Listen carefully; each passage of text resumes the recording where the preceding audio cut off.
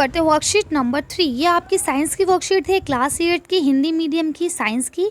तो ये English medium में भी आई है, तो मैं बना रही हूँ, आप वो भी ले सकते हैं। चलिए शुरू करते हैं। तो इसे आप पहले अच्छे से लेबल कर लेंगे, वर्कशीट नंबर डाल देंगे, डेट डाल देंगे, सब्जेक्ट डाल देंगे, वर्कशीट का मीडियम भी डाल देंगे साथ में कि ये हिंदी मीडियम की है, क्लास डाल देंगे, अपना नाम, अपने क्लास टीचर का नाम आप लोग लिख लेंगे। सुषम जीव, आज हम किसके बारे में पढ़ेंगे? सुषम जीव के बारे में पढ़ेंगे।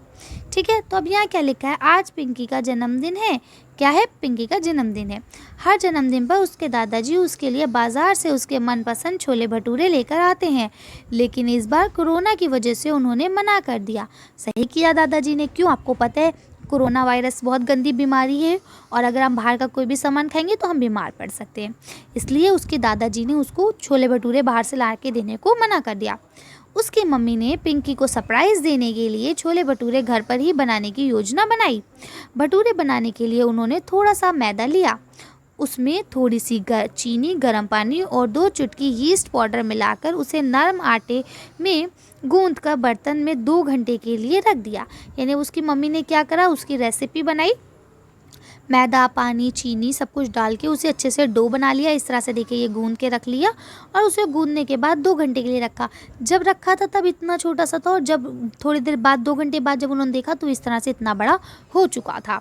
क्यों हो चुका था? क्योंकि वो फूल गया था। चलिए आगे पढ़ते हैं। ठीक, जब 2 घंटे बाद देखा तो क्या लिखा है? कुछ घंटे बाद जब पिंकी ने देखा कि वह आटा फूल गया है जिसमें मम्मी ने भटूरे बनाए थे। ठीक है, यानी उससे पिंकी ने क्या देखा कि वो जो आटा जिससे मम्मी भटूरे बनाने जा रही हैं वो बहुत ज़्यादा फूल चुका है। जब मम्मी ने रखा था तब छोटा था। अब उसने क्या करा? देखा फूल गया है। पिंकी बहुत खुश थी क्योंकि अब उसे उसकी मनपसंद खाने की चीज़ मिल गई थी, यानी अब उसे घर पे ही मिल गए थे छोले भटूरे।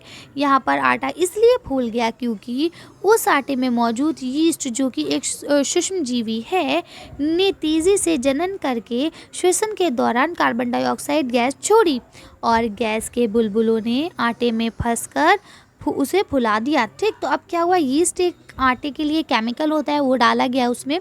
जब यीस्ट डाला गया तो उसके अंदर माइक्रो ऑर्गेनिज्म होते हैं छोटे छोटे, तो माइक्रोब्स जो थे उन्होंने क्या काम करा? वो फैल गए, कार्बन डाइऑक्साइड छोड़ो और उसके बाद उन्होंने उस आटे को फुला दिया। उसकी मम्मी ने बताया कि इसी तरह से ब्रेड, अब इसी से क्या बनता है? ब्रेड, केक, पेस्ट्री भी नरम और स्पंजी बनाई जाती हैं। इसी प्रक्रिया का इस्तेमाल शक्कर से अल्कोहल या एस्टेट जो बनाते हैं ना, इसका बनाने एसिटिक एसिड बनाने के लिए भी किया जाता है, यानी अल्कोहल यानी शराब बनाने के लिए भी इसका इस्तेमाल किया जाता है। इसके बाद उन्होंने बताया चीनी यानी शक्कर से जो अल्कोहल में परिवर्तित किया जाता है उसे फेर्मेंटेशन या किण्वकरण कहते हैं। इस प्रक्रिया की खोज सबसे पहले लुई पाश्चर ने 1857 में की थी। ठीक है, तो अब इस तरह से आपने सब देख लिया। चलिए अब इसके क्वेश्चन आंसर देख लेते हैं। यहाँ लिखा है स्वयं को जानिए, जांचिए कि आपने कितना समझा। तो पहला क्वेश्चन आपका किण्वन प्रक्रिया की परिभाषा लिखिए। इस प्रक्रिया की खोज किसने की थी बताइए। तो चलिए इसका आंसर देख लेते हैं। अब आप इसका आंसर लिख लेंगे, चीनी के अल्कोहल में परिवर्तन की प्रक्रिया किण्वन या फेर्मेंटेशन कहलाता है। ठीक है, अब इन्होंने पूछा था फेर्मेंटेशन क्या होता है, तो आपने बता दिया कि जो चीनी है उससे जो अल्कोहल बनता है उसको कहते हैं। इसके बाद इन्होंने आपसे पूछा था कि इसकी खोज सबसे पहले किसने की थी, तो आप लिख देंगे लुई पाश्चर ने की थी। और कब की थी लुई पाश्चर ने?